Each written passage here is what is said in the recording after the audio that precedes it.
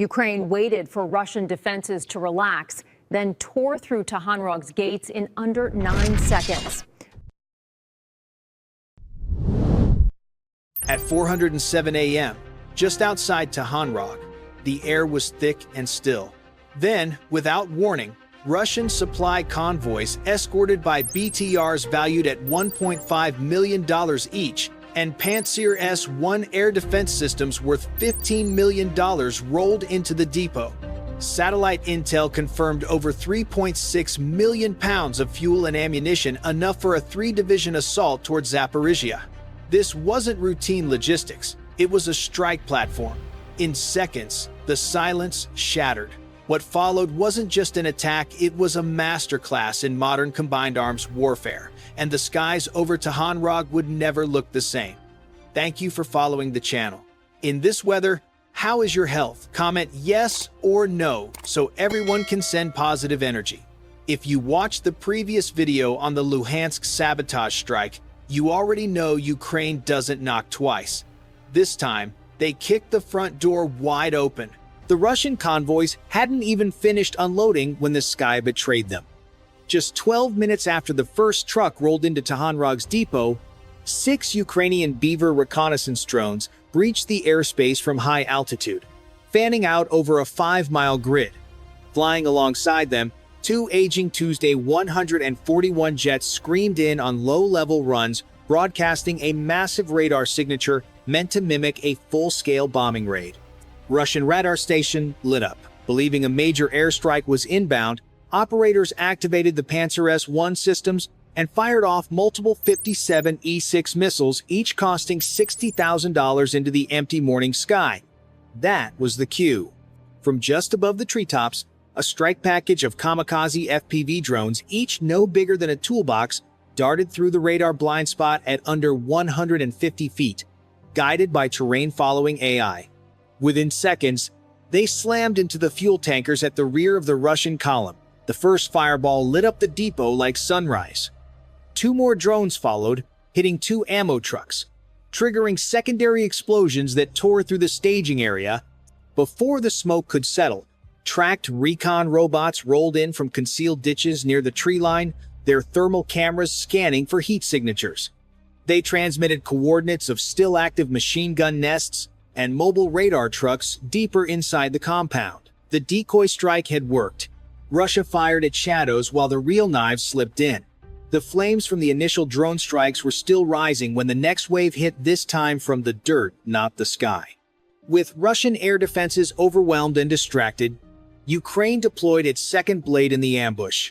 Autonomous ground robots, the size of backpacks, nicknamed Iron Beetles, released from low-flying tactical drones just 300 feet above the tree line. These bots landed softly using micro-parachutes, then scurried on 6 wheels toward the Russian tank yard just east of the depot. Their mission was simple: find, crawl, and kill. One by one, the Beetles slid underneath parked T-90 tanks, latching onto the chassis using magnetized arms. Each carried a shaped charged directional mine pre-programmed to detonate upon engine ignition. The trap was now set, waiting for any Russian crew to so much as turn a key. Meanwhile, from the southwest, 6-man Ukrainian strike teams on dirt bikes sped in across a dry irrigation canal, their engines muffled with improvised suppressors. Using suppressed carbines and short-barrel SMGs, they quietly neutralized 3 Russian guard posts along the perimeter. One team even slipped into a fuel trailer yard, placing thermal charges beneath fuel drums stacked 2 stories high.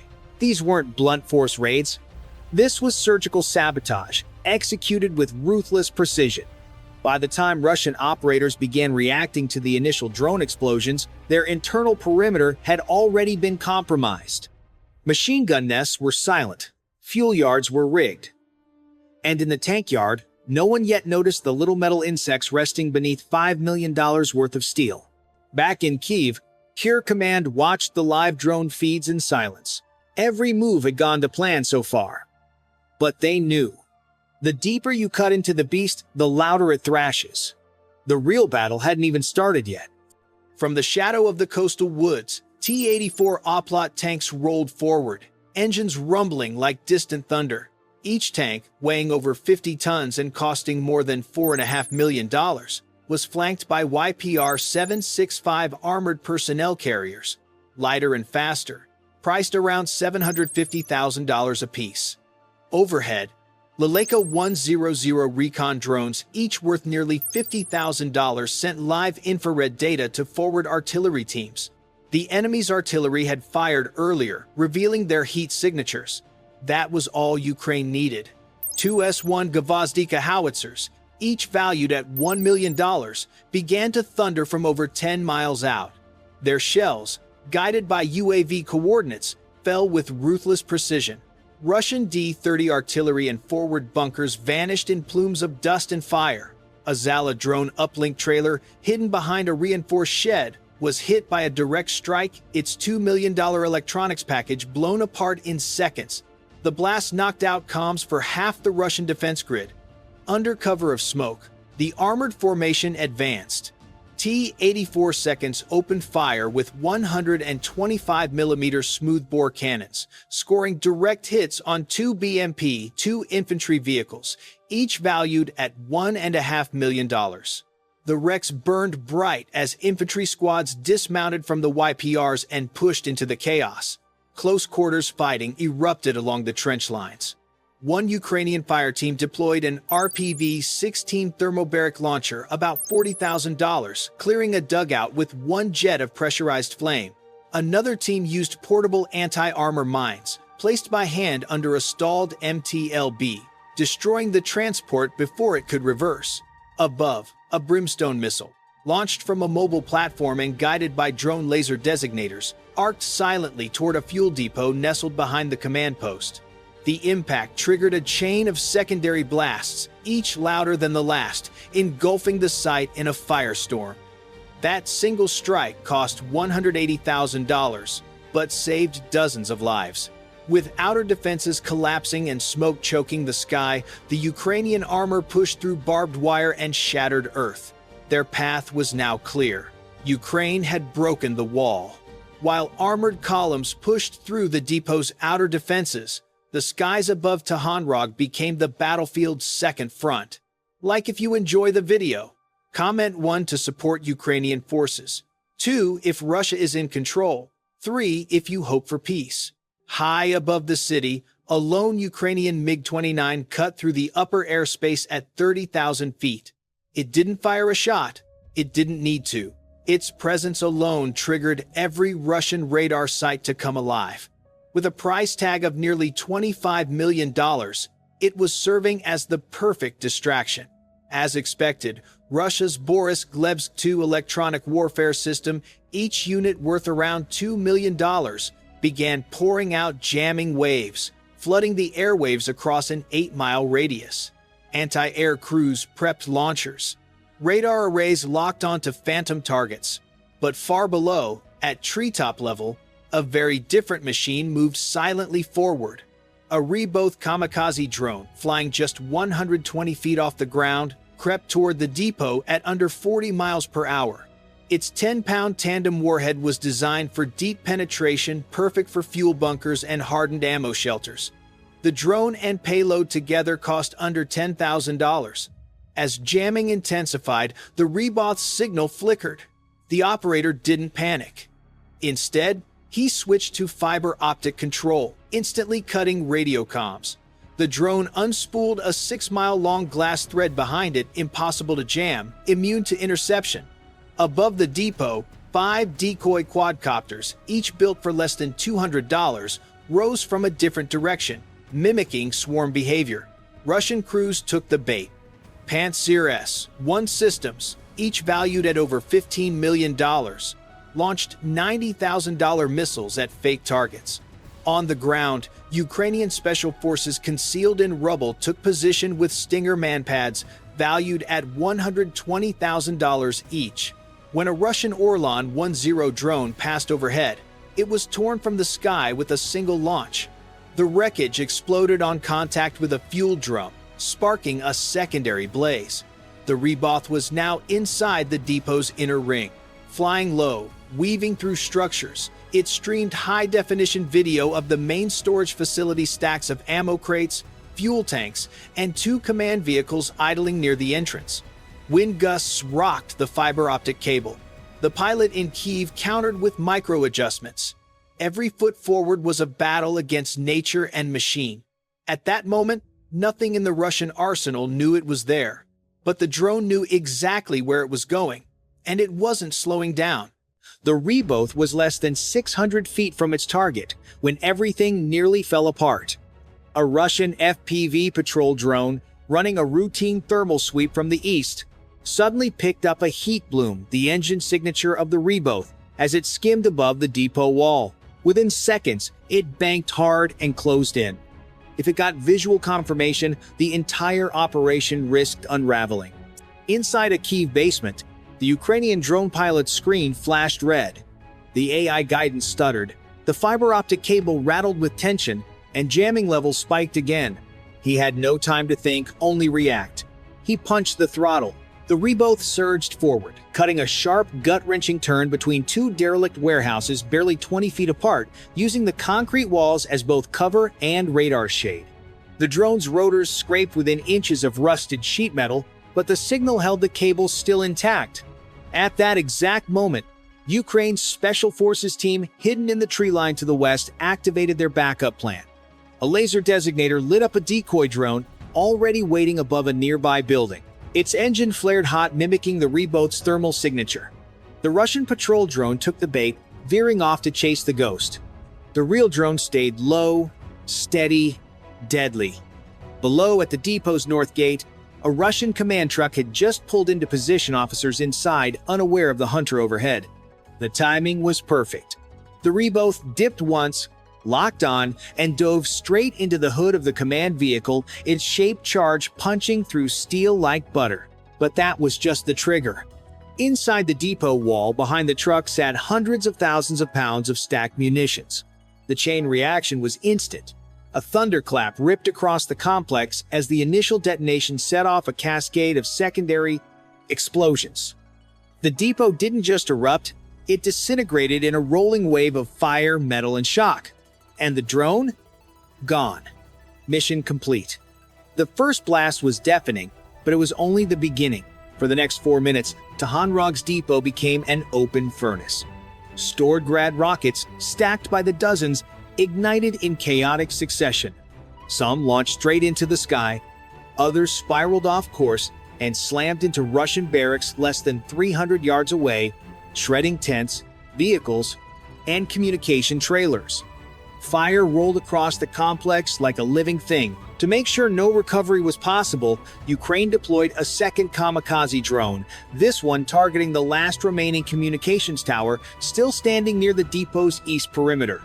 With one final plunge, it crashed into the structure, triggering a second wave of detonations that lit up the horizon. Within minutes, the entire logistics infrastructure of Tahanrog, including fuel depots, radar stations, mobile command units, and underground ammo bunkers, was wiped off the map. All that remained was a 300-foot-wide crater, a pillar of black smoke reaching into the dawn sky, and silence on Russian comms. Back in Kyiv, one HER officer looked at the scorched satellite feed and whispered, "We just turned their fortress into a funeral pyre." And the mission wasn't just successful, it was surgical. Tahanrog, Russia's southern logistics lifeline, was gone. The strike crippled supply routes into Crimea, forcing Moscow to withdraw troops from the Azov axis for at least 3 weeks to regroup. It wasn't just a tactical win, it was a strategic rupture. And yet, even amid the firestorm, Ukrainian soldiers found 2 wounded Russian troops, pulling them from the wreckage and stabilizing them until medics arrived. The message was clear. This war is about precision, not cruelty. As the smoke curled into the dawn sky, a lone recon robot rolled back into the blast zone, transmitting one final signal: mission complete. Russian troops near the Kherson Ridge had fired every igla they had, not waiting for radar lock, just raw instinct and heat signatures. The shoulder-fired tubes, each worth roughly $20,000, spat plumes of white smoke that corkscrewed into the air, hunting for the twin RD-33 engines of the Ukrainian MiG-29. Inside the cockpit, there was no sound, no alarm. The SPO-15 Berioza radar warning receiver stayed mute, useless against infrared threats. It could only sense radar-guided locks, not heat seekers. To the pilot, the only warning was visual: 4 trails twisting upward, converging fast. He slammed the throttle forward, afterburners lighting like twin suns, and rolled hard left then right, pulling 9 Gs. Blood drained from his head. The world tunneled into gray. The G-suit hissed alive, squeezing his legs to keep consciousness tethered. The first missile flashed past his right wingtip, detonating harmlessly behind. The shockwave punched the aircraft like a hammer, but the MiG held together. He reversed again, cutting altitude to just 60 feet. The second and third missiles followed his exhaust trail, overshot, and slammed into a tree line 2 miles ahead. The last one, smarter or just luckier, looped downward, trying to reacquire the engine heat. The pilot yanked the stick into a barrel roll, released counterflares, glowing magnesium bursts streaking behind him. The flare cloud bloomed into a wall of false suns. The IGLA veered into it and detonated midair. For a heartbeat, the radio was silent, only breathing and static. Then ground control broke in, clipped and urgent. You're lit across the sector. They saw the flares. Every Russian outpost within 20 miles now had his position. He was a blinking dot on 100 screens. He leveled out, skimming the fields, flying nap of the earth at 540 knots. At that height, power lines were Predators invisible until too late. Every second, he checked the radar altimeter, screaming warnings, dipping between 20 and 80 feet above uneven ground. Below him, cows scattered. Irrigation pipes bent under the blast of his wake. But the danger wasn't over. The smoke plumes from those 4 Igla launches had become beacons in the sky, glowing arrows pointing straight to him. He'd escaped the missiles, but he'd triggered a larger storm. Farther ahead, more checkpoints were mobilizing. SAM crews unmasking their radars. What began as 4 random shots had now awakened an entire front. The hunter had become the hunted. And the sky over Kherson was no longer just air. It was a battlefield painted in heat, motion, and fear. The T-2 reconnaissance drone's feed came up like a pulse in the command van. A jittery, high-definition mosaic that turned suspicion into certainty. On the screen, thermal outlines and visible light frames stitched together a map of the silo interior. Racks of lithium modules, crates stamped with drone serials, and a bank of operator consoles wired into a makeshift comms rack. Every flash, every reflected glare told a story. The T-2 itself, valued at $50,000, orbited quietly at 600 feet, its camera cutting between wide and telephoto until the picture resolved. This was not a simple storage shed. It was an operational node, a logistics heart feeding loitering munitions, and 2 links across the sector. Comment 1 if you think this war can still be stopped, 2 if it's already too late, 3 if peace will come another way. Detection shifted into confirmation. Signals intelligence cross-checked radio bursts. ELINT picked up short, encrypted handshakes consistent with drone command telemetry. Analysts overlaid AIS and truck movement, and a convoy pattern emerged. The team tagged choke points, plotted likely evac routes, and timestamped the arrivals. The plan was surgical. Identify the vulnerable moment, then force the defenders to reveal their seams. That seam came from a narrow country road where supply trucks funneled through a bridge. A sniper cell moved into position, quiet, methodical, a 6-man team trained to observe and deny movement long enough for assault elements to close. What followed was a 10 to 12-minute raid that felt like a single long breath. A suppressed volley to disable communications, small arms exchanges that were precise and controlled, rapid breaching of a transport case, and the immediate seizure of manifest plates and hard drives.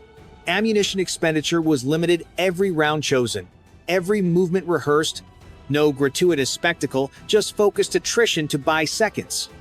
The convoy stalled. The logistical cadence stuttered. The defenders scrambled to patch gaps. Meanwhile, electronic warfare teams deployed Covertus handheld jammers equipment, priced at $25,000 apiece, slipping into pockets and rucksacks like modern talismans. For a window measured in heartbeats, cameras fuzzed, GPS signals wavered, and remote video downlinks hiccuped. The covertus created a digital smokescreen. CPUs rebooted, operator consoles lost lock, and the silo's auxiliary cameras flickered into static. That gap was all the assault needed. A small team breached the outer door, placed marking charges on a structural column, and withdrew before the defenders reconstituted visual coverage. The narrative looped: detect, confirm, exploit, repeat each cycle, shaving risk and narrowing options for the enemy. Every discovery fed the next sortie. The T2 would repatrol, analysts would retask the jammer teams, snipers would reposition to new avenues of approach. Intelligence closed like a tightening noose, not as spectacle but as engineering, information, timing, and a single clear objective. By the time the pieces converged for the main strike, the silo no longer looked like a fortress. It looked like an exposed machine, vulnerable, mapped, and ready to be quieted. The satellite pass that morning changed everything. What analysts had first marked as a drone command silo was far more dangerous. Infrared overlays showed not just heat from computer racks, but clusters of cylindrical signatures, dozens of missile tubes, each the exact thermal profile of modified Igla systems. Beneath the drone control modules were stacks of lithium polymer packs and guidance electronics, meaning the site doubled as a recharge and retrofit depot. That revelation flipped the mission's risk scale. It was no longer just a communication node, it was a ready-made armory. Minutes later, Russian counter-battery teams picked up the Ukrainian jamming spikes and moved to suppress them. A convoy of 3 armored trucks and a command jeep thundered down the M14 highway, trying to reposition radar shielding around the silo. The Ukrainian recon unit anticipated the move. From an overpass 1 kilometer ahead, a small anti-radiation detachment equipped with shoulder-fired sensors tuned to triangulate radar emissions ambushed the convoy. What followed lasted less than 3 minutes but felt surgical and brutal in precision. A burst of rifle fire shattered the lead vehicle's antenna array. The second truck veered, blocking the highway and creating a choke point that trapped its own formation. The exchange of gunfire echoed across the concrete sound walls like metallic thunder. Then, the EW team triggered localized smoke charges, covering retreat as command relays on the Russian side scrambled to re-establish the disrupted link. Traffic froze. The supply route was paralyzed. That brief skirmish set off a chain reaction. Within minutes, higher echelon Russian air defense units came online to cover the gap. The first to appear on satellite feeds was a Panzer short-range air defense system worth roughly $3 million rolling into position near the eastern perimeter of the silo. Its twin 30mm autocannons rotated like restless eyes, searching for incoming threats. Then came the real escalation. A full S-300 battery, valued at nearly $3.5 million per launcher, unfolded its radar mast 30 miles south. The overlapping radar envelopes turned the region into a dense web of electromagnetic light, a kill box stretching over half the district. For the Ukrainian strike planners, this revelation was double-edged. They had confirmed the target's true nature, but in doing so, had awakened a sleeping fortress. The silo now sat at the heart of a multi-layered defense bubble, guarded by systems that could erase anything in the sky within seconds. The question was no longer if they could hit it, but how they could survive getting close enough to try. They moved like a clockwork crew rehearsing for a single brutal minute. The plan was choreography. Early Tor-M, 2 activation to force the enemy to light their radars prematurely, EW teams seated around the perimeter to scrub feeds and create windows, and smoke from Dana and 2 S-1 howitzers to paint a rolling, low-level curtain across the approaches. Tor-M2 was brought to warm start, its crews slapping switches that would make the system bite at the first hinted lock. The goal was not to fight it on equal terms, but to force it to show its teeth before the strike package arrived. Electronic warfare operators moved in pairs, Covertus handheld units and vehicle-mounted emitters humming like insect swarms, stepping into positions that blurred the line between cover and assault. Their job? Make cameras stutter, GPS hang by a thread, and operator consoles cough up static long enough for a clean shot. In the logistics lanes, artillery crews on Dana and two S-1 platforms unlimbered and laid down dense smoke barrages that would shift with the wind, a mobile fog wall timed to the second. Above all, the weapon had been prepared. A JDAM-ER with upgraded inertial navigation ring, laser gyros, and hardened firmware was loaded and run through redundancy checks, its fault table scrubbed, and a fallback profile burned in for barometric, divided by INS terminal guidance. The bomb's ledger read $110,000, and every dollar felt heavy on the racks. Pilots and weapons officers cycled the pre-flight, INS alignment, battery health, flight control servo checks, and the backup impact mode program for degraded GPS. On the ground, assault teams rehearsed exfil cues until the motions were reflex. When the green light blinked, all non-essential personnel would pull back to prearranged rally points, leaving only remote triggers and demolition timers in place. Communication discipline went to zero chatter. Radios moved to burst, hand signals replaced speech, and every device not essential went dark. The psychology of the moment was surgical. Leadership did not shout orders, they counted minutes. Decision thresholds were drawn in elapsed time, not rhetoric. If the Tor is still in track at T+3 minutes, abort. If the EW window holds for 45 seconds, commence release. That arithmetic made risk tangible and cold. Near the silo, lookouts watched for any flicker on the horizon, any new mast unfolding, while medics and logistics crews bunched on standby along concealed routes. The entire approach was a study in compressed time. Every second shaved risk. Every second wasted widened it. When the elements snapped into their places, Tor warming, jammers humming, smoke rolling, JDAM-ER green on the console, the assault team breathed as one and moved from preparation into commitment. A high-stakes exchange where precision, timing, and silence mattered more than brute force. The MiG-29 punched the sky with afterburners flaring, a silver bullet carving a vertical line into the blue as the pilot timed everything to the second. At 15,000 feet, he released the JDAM-ER.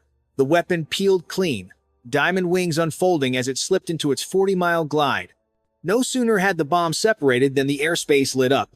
The Tor M2's RS-2E radar snapped to track, and a 9M331 missile leapt from its canister, a screaming answer to the intruder.